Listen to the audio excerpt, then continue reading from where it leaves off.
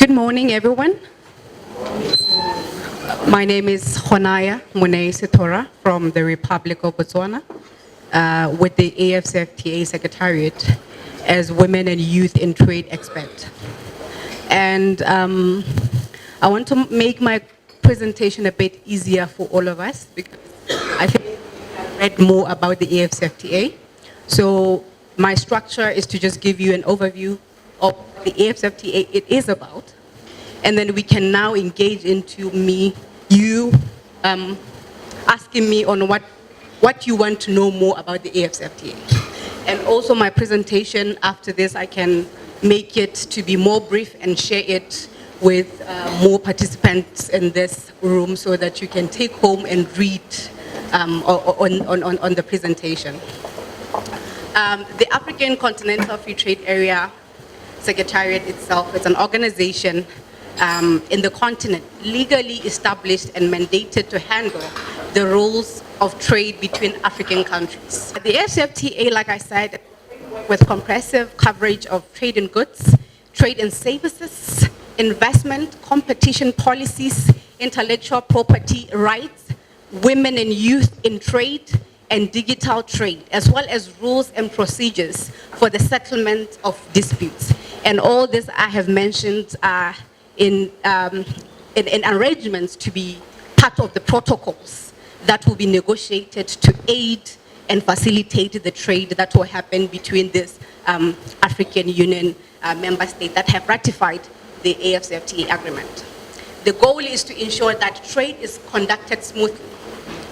Africa on its own is one of the biggest continents with a high number of growing economies. And it's high time that Africans take their economies into their hands. We have been trading, but we have been trading through regional economic communities, RECs. And the idea of the AFCFTA is to bring together all these RECs, which are SADC, COMESA, EAC, within the whole African continent. They do have their own rules of how they have been operating within these RECs.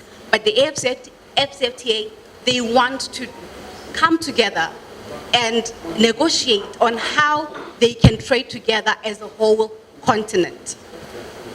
In Article 7 of the AFCFTA agreement, provides that in pursuance of the objectives of the agreement, member states shall enter into phase 2 negotiations, in which phase 1 negotiations have been done.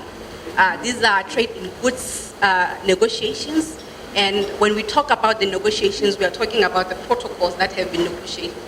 And when we talk about the protocols, we are talking about the rules and procedures of how to trade in goods within the state parties of the AFCFTA. Trade in goods protocols have been negotiated, trade in services has been negotiated, settlement in disputes protocol has also been negotiated. And member states have signed for these protocols to be ready to trade. And they are also agreeing that they are ready to follow these protocols, even though there are certain things that are still being negotiated for the protocols to be modified, but the phase 1 negotiations have been already handled. And when it comes to now the phase 2, the status of the phase 2 negotiations, we have the Women and Youth in Trade Protocol, which is the one I believe has brought us to this workshop. The AFCFTA Secretariat saw it important that even if that Africa wants to trade together, and according to the World Bank report, Africa has high numbers of women in cross-border trade. And therefore, if you want to trade together as the AFCFTA and the AU member states, we have to involve the women and youth. And that is how a protocol on women and youth was proposed, that let us come up with a protocol that will also make it easier for women and youth in Africa, in business and in cross-border trade, for them to utilize the AFCFTA agreement and facilitate that trading easily. It is very important because, like the former speaker said, sometimes when you are a woman, when you're not a woman, you will not know some things. And it is very important that we take this into account to come up with ways of how to make it easy for women to trade. Women are harassed at borders. And as the AFCFTA Secretariat, the protocol for women and youth will cover main aspects of securing women, for them to be safe. To trade as a woman is another thing, but to be safe as you trade, it's also another point. And I can say this, that we have policymakers and lawmakers every day talking on women, talking about initiatives of securing women. But how many of them, even in their offices, follow these policies to protect women? Even just to get a job. You understand? You are qualified, even overqualified, but your qualification doesn't even qualify you to get a job without someone asking you for a favor. Now imagine a woman in the cross-border trade at the border. She has all her documents with her. She has all her documents with her. But obviously someone there in the immigration office will have to make life difficult for her just because the person wants some kind of favor. But how do we make sure as lawmakers, the AFCFTA Secretariat, that now these immigration officers or these partners at entry points of cross-border trading know that women are protected? So that is the main idea behind the Women and Youth in Trade Protocol. The second protocol under the negotiations will be digital in trade. Africa is a growing continent, and we have seen how businesses are now getting used to trading digital. For example, during the COVID-19, how many of you were using platforms online to buy goods? Or if I also may ask, someone asked that we hosted a conference in Tanzania on women and youth in trade. And one of our speakers said, if I may ask in this hall, how many of you went to a shop to buy a suit or a dress that you are putting on today?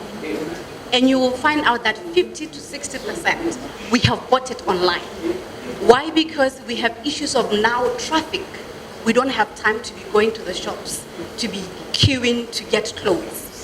Technology have made things easier for us. So the digital in trade protocol will help the member states that are under the AFCFTA agreement to have the right procedures and secure procedures for businesses in Africa to trade in secure manner in the digital trade economy.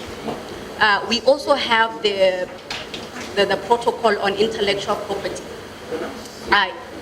which is one of the phase 2 protocols. These protocols have been proposed. They have not yet been negotiated, but they will be covered under the phase 2 negotiations of the AFCFTA protocols. The trade in goods protocol has been negotiated. Trade in services protocol, settlement in dispute protocol has been negotiated and has been signed by the member state, meaning that they are ready to trade under this protocol. And maybe to just give a briefing on how far with certain countries that have ratified on how far they are trading. Ghana itself has already implemented its AFCFTA national framework, meaning that it is ready to trade. So we are also now pushing all the member states that have signed and ratified to also implement the AFCFTA national implementation frameworks. I will just stop here. If there are any questions, I also have in my presentations decisions of the last Council of Ministers on trade on how far they will be starting with trade from their respective countries, status of the implementation, and also the engagement with the AFCFTA, private sector engagement with the AFCFTA Secretariat. Thank you so much.